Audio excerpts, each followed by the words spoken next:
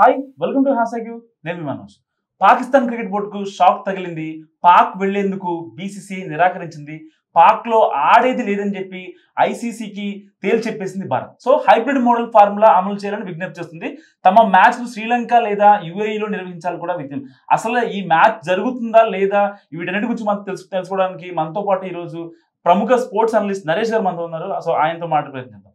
Sir ఏంటి sir అసలు ఈ పీసీబీ షాక్ తగలటాలు, బీసీసీ ఎందుకు వెళ్ళాలంటుంది భారత్ అక్కడికి? అసలు వచ్చే ఏడాది ఛాంపియన్స్ ట్రోఫీ పాకిస్తాన్ లో జరగాల్సి ఉంది. ఎందుకంటే వాళ్ళ ఆతిథ్యకులు వాళ్ళ దగ్గరే ఉన్నాయి.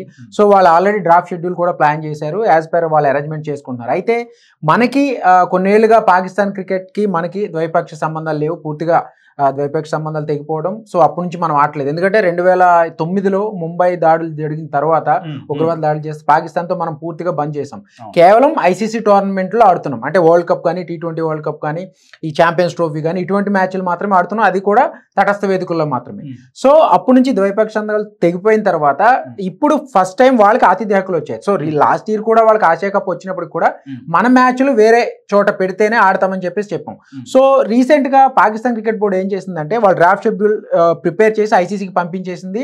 వాళ్ళ మీద ప్రెషర్ తీసుకొచ్చే ప్రయత్నం చేస్తుంది. ఎందుకంటే ఖచ్చితంగా మిగిలిన 7 టీంలు ఏదైతే మొత్తం ఛాంపియన్స్ ట్రోఫీలు 8 టీంలు ఆడుతున్నాయి.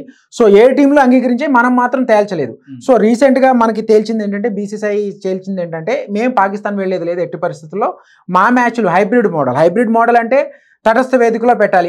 మనం ఇండియా ఆడే మ్యాచ్లన్నీ కూడా వేరే కంట్రీలో పెడితేనే ఆడతామని చెప్పేసి ఈ విషయంలో ఏమాత్రం వెనక్కి తగ్గేది లేదని చెప్పేసి బీసీసీఐ సెక్రటరీ ఖచ్చితంగా ఒప్పుకుని తీరాలి. ఎందుకంటే ఐసీసీలో ఏదైతే అంతర్జాతీయ క్రికెట్ సమాఖ్యలో బీసీసీఐకే ఎక్కువ ప్రాధాన్యత ఉంటుంది ఎప్పుడు కూడా. ఎందుకంటే వరల్డ్ రిచెస్ట్ క్రికెట్ బోర్డు మంది.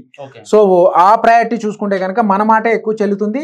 అయితే ఆతిథ్య హక్కుల విషయంలో ఆతిథ్య దేశానికి కూడా కొంచెం అధికారం ఉంటుంది. వాళ్ళు కూడా ఇప్పుడు ప్రెజర్ తీసుకురావడం ట్రై చేస్తున్నారు ఐసీసీ మీద. ఎట్టి పరిస్థితుల్లో పాకిస్తాన్ కి వచ్చి ఇండియా ఆడాలని చెప్పేసి లాహోర్లో మేము పూర్తి స్థాయి అంటే ఒక ప్రెసిడెంట్కి ఎలా ఇస్తామో అటువంటి భద్రత ఏర్పాట్లు చేస్తాం. మిగిలిన కంట్రీస్ వస్తున్నప్పుడు మీకేంటి ఇబ్బంది అంటున్నారు. కానీ బీసీసీ సెక్రటరీ జైషా కానీ ఇట్లు కూడా వాళ్ళు చెప్పడం ఏంటంటే, పాకిస్తాన్కి వెళ్లే విషయంలో మనకి ప్రభుత్వం తుది నిర్ణయం. ప్రభుత్వం ఎట్టి పరిస్థితులు అంగీకరించదు ఇండియన్ క్రికెట్ టీం అక్కడికి వెళ్ళి ఆడడానికి. ఎందుకంటే పాకిస్తాన్తో ఎటువంటి సంబంధాలు లేవు. వాళ్ళ ఉగ్రవాద చర్యలు ఆపే వరకు మనం వాళ్ళతో అక్కడికి వెళ్ళి ఆడే పరిస్థితి. సెక్యూరిటీ ఇష్యూసే మెయిన్. ఎందుకంటే 2009లో శ్రీలంక క్రికెట్ మీద అటాక్ జరిగిన తర్వాత వాళ్ళు ఏ జట్టు కూడా చాలా ఏళ్ళు వెళ్ళలేదు. సో రీసెంట్ గా 2-3 ఇయర్స్ నుంచి కొన్ని టీమ్స్ ని బలవంతంగా బాగా ఫుల్ ఫ్లెడ్జ్డ్ ఫోర్స్ తో ఒత్తిడితో తెప్పించి సెక్యూరిటీ ఇచ్చి కొన్ని మ్యాచ్లు ఆడిపిస్తున్నారు. అండ్ ఇప్పుడు కూడా అక్కడికి వెళ్ళి ఆడిన ప్రతి టీము, ప్రతి ప్లేయర్ కూడా ఒక రకమైన ఆందోళనలోనే ఆడుతూ ఉంటారు అక్కడ. ఎందుకంటే అక్కడ ఎప్పుడు నిత్యం ఉగ్రవాద దాడులు చాలా సహజంగా జరుగుతాయి. సో ఈ కారణం మెంటల్ ప్రెజర్ కూడా తీసుకుంటూ ఉంటుంది. సో ఇవన్నీ ఇంత రిస్క్ ఎందుకనేది ఇండియన్ క్రికెట్ మన వాళ్ళు అక్కడికి వెళ్ళి ఆడకపోయినా మనకు వచ్చే నష్టమే లేదు. ఒకవేళ వాళ్ళకే నష్టం జరుగుతుంది. ఎందుకంటే ఛాంపియన్స్ ట్రోఫీ లాంటి ఒక మెగా ఈవెంట్ లో ఇండియా ఆడకపోతే ఖచ్చితంగా పాకిస్తాన్ క్రికెట్ బోర్డుకి చాలా లాస్. అలాగే ఐసీసీకి కూడా చాలా లాస్ రెవెన్యూ పరంగా. ఎందుకంటే మన ద్వారా ఇండియన్ క్రికెట్ ఫ్యాన్స్ ద్వారానే బ్రాడ్కాస్టింగ్ పరంగా కానీ యాడ్స్ పరంగా కానీ ఎక్కువ ఇండియా నుంచే ఇన్కమ్ వస్తుంది ఐసీసీకి. సో మెజారిటీ మనకే ఉంటుంది. సో ఆ కారణంగానే ఖచ్చితంగా శ్రీలంక లేదా యుఏఈ, దుబాయ్ వాళ్ళకి దగ్గర కాబట్టి దుబాయ్లో అంటే అక్కడ ఎటువంటి ఇబ్బందులు ఉండవు. అలాగే శ్రీలంక మనకి హోస్ట్ పక్క కంట్రీ కాబట్టి అక్కడ పెడితే ఆడతామని చెప్పేసి చెప్పడం జరిగింది.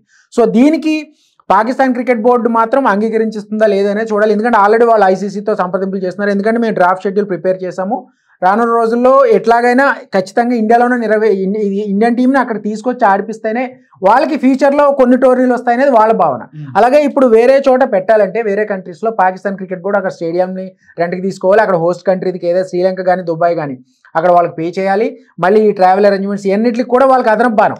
అసలే పాకిస్తాన్ క్రికెట్ బోర్డు ఆర్థిక సంక్షోభంలో ఉంది. సో ఇటువంటి పరిస్థితుల్లో వాళ్ళు ఎట్టి పరిస్థితుల్లో సొంత గడ్డ మీదే నిర్వహిస్తామని చెప్పేసి వాళ్ళు చెప్తున్నారు. బీసీసీఐ మాత్రం చెప్పడం చూస్తే కనుక ఎట్టి పరిస్థితుల్లో ఇండియా వెళ్ళకపోదు అని చెప్పేసి. సో పాకిస్తాన్ క్రికెట్ బోర్డుకు ఉన్న లాస్ట్ ఆప్షన్ ఏంటంటే ఖచ్చితంగా మ్యాచ్లు హైబ్రిడ్ మోడల్ ఫార్మేట్లో ఇంకో కంట్రీలో పెట్టడమే వాళ్ళకు ఉన్న ఏకైక మార్గం. లేదా మరి ఈ విషయంలో కొన్ని మిగిలిన కంట్రీలు కూడా అబ్జెక్ట్ చేయొచ్చు. వాళ్ళకి పెట్టారు మేము కూడా అక్కడే ఆడతామంటే వాళ్ళకి ఇంకా తలనొప్పులు మొదలయ్యే అవకాశం. మొత్తం మీద ఇండియన్ క్రికెట్కి ఎప్పుడు కూడా ఐసీసీలో ప్రాధాన్యత ఉంటుంది. సో మ్యాక్సిమం మన మ్యాచ్లు అవుట్ ఆఫ్ పాకిస్తాన్ ఖచ్చితంగా జరుగుతాయని మనం చెప్పుకోవచ్చు. ఒక రకంగా బీసీసీ వెనకాల జైషా ఉంటుంది కానీ సో కొంచెం పొలిటికల్ టర్న్ ఏమన్నా తీసుకునే అవకాశం, దానివల్లే పర్టికులర్గా వెళ్ళట్లేదు ఖచ్చితంగా పొలిటికల్ టర్న్ కూడా ఉంటుంది. ఎందుకంటే ఇండియన్ క్రికెట్ టీం ఎప్పుడు పాకిస్తాన్ తో అసలు మ్యాచ్లు ఆడద్దని చెప్పేసి గతంలో శివసేన వాళ్ళు కూడా చాలా నిరసనలో ఆందోళన చేసిన సందర్భాలు ఉన్నాయి.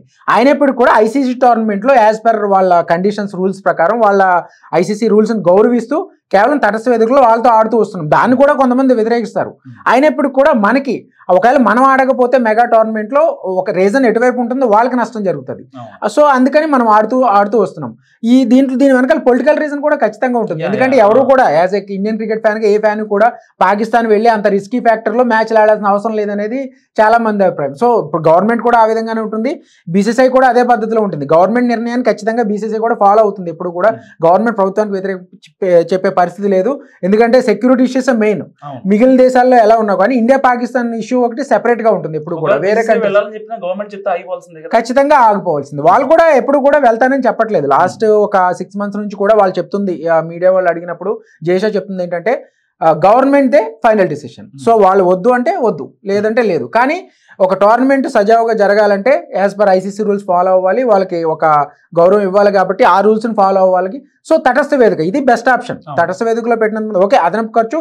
దీన్ని పాకిస్తాన్ క్రికెట్ బోర్డు ఎలా ఫేస్ చేస్తుంది, లేకపోతే ఐసీసీతో డీల్ ఏదైనా చేసుకుని ఆ ఖర్చుల వరకు వాళ్ళు భరిస్తారా, వీళ్ళే భరిస్తారా, సగం సగం భరించుకుంటారా అనేది చూడాలి. సో దాని మీద డిపెండ్ అయి ఉంటుంది. సో ఇది నరేష్ గారి అనాలిసిస్. చూస్తూనే ఉండండి #.